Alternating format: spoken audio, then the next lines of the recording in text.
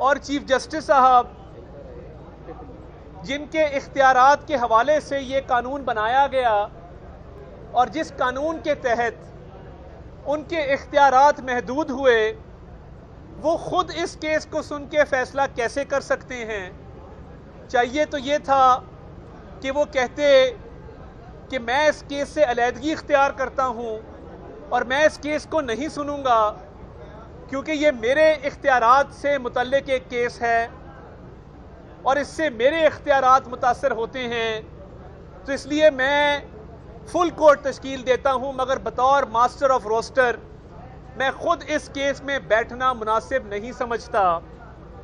اور آپ کو پتہ ہے کہ چیف جسٹس کا جو انتظامی اختیار ہے